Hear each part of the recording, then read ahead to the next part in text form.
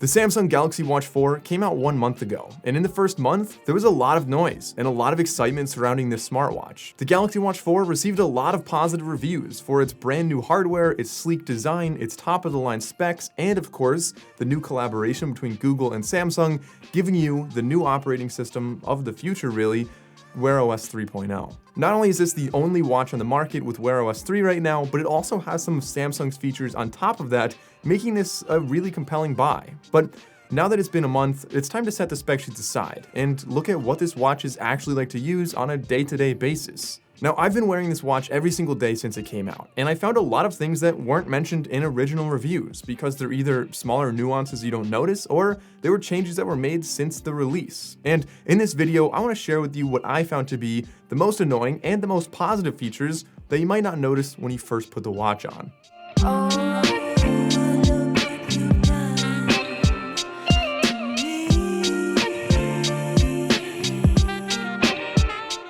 Hey, welcome back to the channel. For anyone new here, I'm Mike O'Brien, and like I said, this video is all about the Galaxy Watch 4. I've been wearing this for the past month, and I want to start off with some of the things that have actually changed since it first came out. And the first is an update to improve the touch bezel. Now, unlike the Galaxy Watch 4 Classic, which has a physical rotating bezel, the Galaxy Watch 4 has a digital bezel, a touch bezel, which means that if you swirl your finger around the bezel, it'll navigate through in a similar fashion. Now, personally, this was one of my favorite features on the Galaxy Watch Active 2. You could swirl around the bezel and navigate the interface in a clean, smooth way. I think it was well executed. But on the Galaxy Watch 4, it doesn't have the same magic. I think it's because you have a boxier edge, so rather than swirling around the curved round edge of the Galaxy Watch Active 2, you have a harder bezel there, which means it feels more like you're actually using the screen itself. And on top of that, with this new interface, you really don't need it quite as much. So personally, I went into the settings and I actually disabled that. Especially with this being the 40mm version, I really wanted to utilize as much of the screen as possible so that my touches were always registered. And speaking of the size of this device, that ties into something very interesting Samsung did, and that is with the size of the straps. Now, this has 20mm straps on here, but that's only the size of the straps where it connects. Most straps are just the same width all the way down, but what Samsung did is they added a little fishtail here to make the strap slightly wider. I think it's a good width for this watch, but that means that if you replace this with a regular 20mm strap, it's going to look very, very small. And I think this was a way of Samsung kind of getting you to buy their straps in the beginning, at least until third parties catch up, but personally, I think it worked well. It convinced me to buy this strap right here, and if you're getting the Galaxy Watch 4, I highly recommend getting the Extreme Sport Band. That's what this one is right here. It's lighter, it's drier, it's very comfortable, and I think it looks really nice. So enough with the physical design. I wanted to talk more about the features on here that I found that I really liked on a day-to-day basis. And the first one is related to notifications. We all know that you can get a ton of notifications from Snapchat and texting and everything, and sometimes you just want to focus on watching a movie, on doing work, whatever it might be. This watch has some really interesting features for that. So of course you can turn on Do Not Disturb, you can turn on theater mode, underwater mode, like there's all these different modes you can go into that change how this device interacts with you, but really the one that I found I liked the most was theater mode. And the reason for this was because you were able to really customize how long it was going to be on. Because in the past, I find that a lot of times I'll turn on Do Not Disturb and a couple hours later go by and I totally have been missing phone calls, even though I only needed to not be disturbed for maybe 2 hours. So with theater mode, you're able to set a timer for 1 hour, 2 hours, 4 hours, and during that time, it'll make your watch a little bit more invisible. And then after that, it'll switch back to its normal mode, and you're able to have lift to wake and notifications and everything of those sorts. And additionally, if you dig deeper into settings, you have some really interesting kind of features hidden in this watch. So for example, answering and rejecting phone calls can be done with gestures, but keep in mind, you want to be careful when you're actually doing these. So for example, you can twist your wrist twice to reject a call. I think that's convenient. Or you can shake your arm twice to accept a call. And of course, keep in mind, if you're in like a workspace and you're shaking your arm up and down, like you might look a little weird. So maybe that's not the best place to do that. And answering a call or rejecting with just your fingers makes sense. But there are some times when it is useful. So for example, if you have earbuds in and you're walking with some groceries and somebody calls you, you could easily shake your wrist or, twist or whatever to answer or reject calls. And I think in that situation, it makes a lot of sense. Something else I really liked on the Galaxy Watch 4 was if you go into settings and enable showing media controls. So by default, there's going to be a little music icon on the bottom of your watch face so that you can tap on that whenever you're playing music. But if you go and enable this, it's going to essentially open it automatically whenever media is playing on your phone. So if I'm playing music or a video, I could just quickly look at my watch and skip a track or turn the volume up and down without having to navigate into that interface. And keep in mind, right now, the Galaxy Watch 4 is really directly competing with the TicWatch and the Fossil Gen 6. But other than that, there are some Garmin and Polar watches out there. But for Android users, this one really has the best accessibility features. So if you are older and you're worried about your health or you're worried about somebody else's health and you want them to wear this watch, there are a lot of really great things in here. A lot of accessibility features to make it more usable if your hearing or your vision is impaired. You also have fall detection, you have SOS on here, and you have some really nice health features like an ECG and some heart rate tracking to really keep tabs on your health, meaning that this watch is not just for young people running marathons. This watch is great for all ages, and no matter what your needs are, I find that it does cater really well to that. But it doesn't do everything perfect, and I'm going to talk a little bit more about my gripes with the health tracking once we get to that section of the video. Now, this next item is kind of a pro and a con. So when you get a notification, you can reply to that text with a couple different input methods. You can just tap on an emoji, you can draw an emoji, you can draw the letters, or you can use a T9 keyboard, which I find to be a little bit slower and less usable.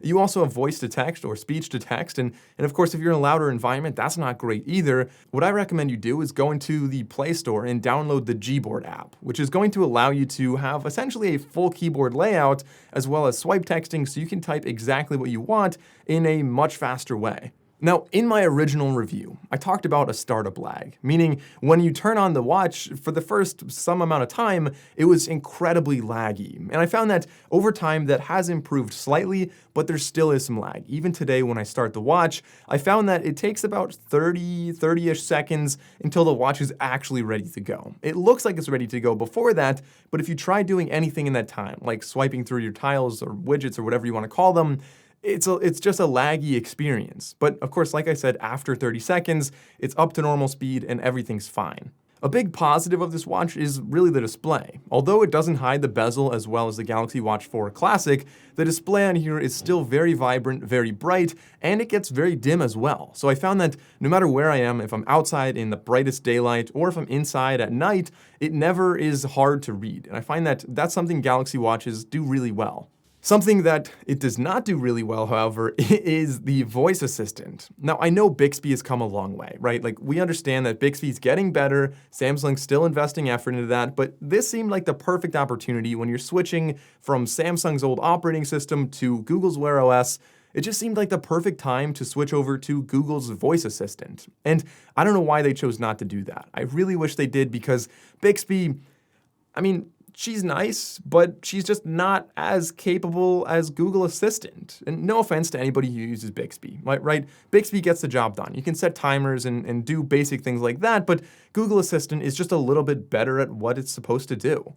And something else that I find a little bit of a drawback, at least at first, is the selection of watch faces. So while you're getting a lot of the old Samsung watch faces that have been brought over, there are still plenty that have not. So if you're looking for any of those older watch faces, you might be out of luck with this device. With that being said, there are plenty of new watch faces you can find from Facer as well as a ton of other Wear OS apps, and I'm sure there will be many more soon to come. Of course, Samsung just named this the Galaxy Watch 4, but I would say active is kind of an implied suffix there, where you have the Galaxy Watch 4 and the Galaxy Watch 4 Classic, meaning that this right here is the more active variant. Although they both have the same health tracking capabilities, this one is clearly designed for more of an active lifestyle. And because of that, you would really expect this to be good at tracking your fitness, being accurate, being really usable for all types of different workouts and health-related features. And for the most part, it does a really good job. If you saw my accuracy testing in my original review, you'll know that for the most part, GPS and heart rate did a pretty decent job. If you go into the app as well,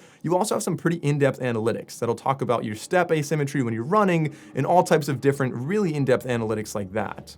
Additionally, the software on here has really improved for other workouts as well. Besides just running and swimming and biking, you can actually do a full weight workout using curls and benching and all types of different workouts. Anytime you're moving your arm, it's able to count your reps. And on top of that, you can actually kind of string all your workouts together by pausing and then adding a new. And if your next exercise is curls, then you can select curls, select how many reps and how many sets you want to do, and it will count your reps and make sure you have proper form. So For that, I think it does a pretty fantastic job. Personally, I would rather just count my own reps, but regardless, it's a pretty cool feature that they have in here. And while for the most part, I am really happy with this watch's capabilities, it's not perfect. And there are some things that are either missing or that it doesn't really do well. And so getting into what these things are, the first one is step tracking, or stair tracking rather. Anytime you go up and down stairs, it's supposed to count how many times you do that. And so when I went up 17 flights of stairs in my house throughout the day, just going up and down periodically,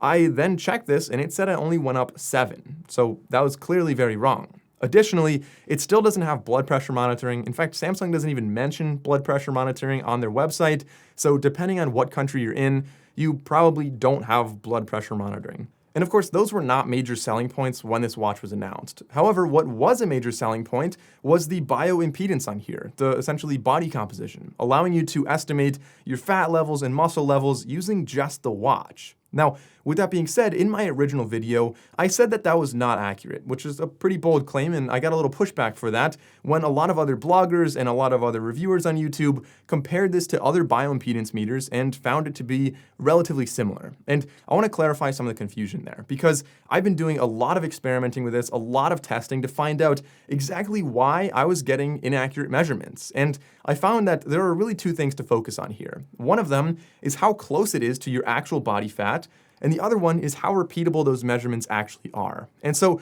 talking about one at a time, how close it is to your actual body fat, well, nobody has actually measured that really well yet, at least not that I'm aware of, because what you would have to do is use a super accurate device like a bod pod or something of that nature to calculate what your body fat is. Now, with this, you're using bioimpedance, and of course that can change based on what you eat, what you drink, when you went to the bathroom. So the best we could do is look at how close this resembles other body impedance meters, which people have done. And for the most part, they found that it did a really good job. However, the repeatability was what I found had an issue, which I think a lot of people on here using this device are going to face issues with the accuracy because of these variables. So, for example, I found that exactly where you hold your arms or twist your body or what you do really changes the measurements a lot. So one quick example here is if you have your arms all the way down versus up 10 degrees or up 10 degrees from that, your body fat measurement can change by as much as 1 or 1.5 body fat points. Okay, so really, there was never a claim that this was a medical device, and I understand that. But really what I want to point out here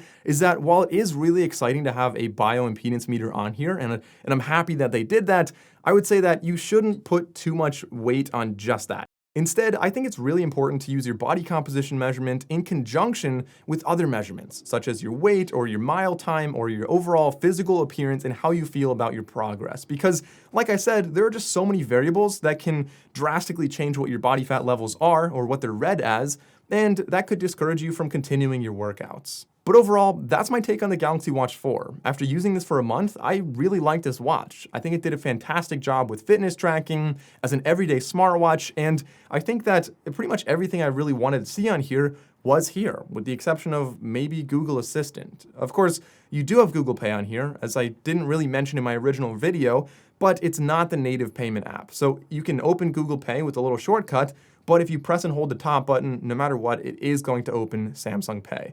So what do you think about the Galaxy Watch 4? You can leave a comment with your thoughts below, and I'll reply to as many as I can. As always, if you enjoyed this video, consider liking and subscribing. I'm Michael Bryan. Thanks for watching, and I'll see you next time.